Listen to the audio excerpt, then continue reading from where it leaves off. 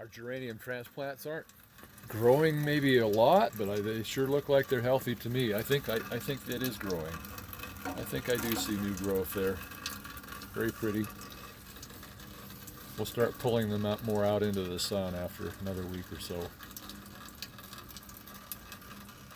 The bleeding heart is just about done blooming for the season. And we have a real pretty rose that was planted here in the corner of the yard when we moved in.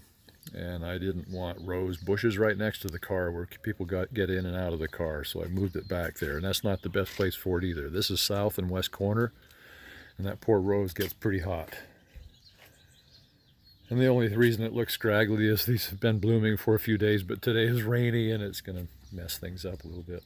Our geraniums out front and our pot of gold daylilies are in full bloom. This is week one of full bloom on the first week of June on the pot of gold daylilies. They only grow about that tall. It's 1.5 feet tall, 1.5 to 2 feet tall. And they bloom and bloom and bloom. Lots of yellow every day.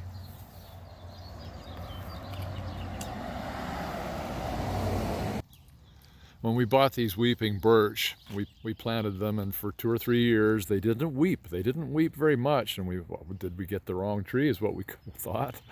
But after they got established, then they weep, and they weep clear to the ground, and they're really pretty.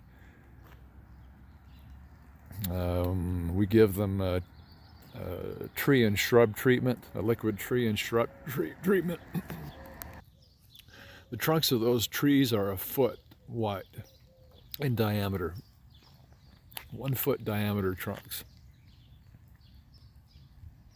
Very healthy looking weeping birch trees, and they've only been planted for, let's see, it's the year 2020 now, and we moved in 2003, so they're less than 20 years old. Pretty powerful tree.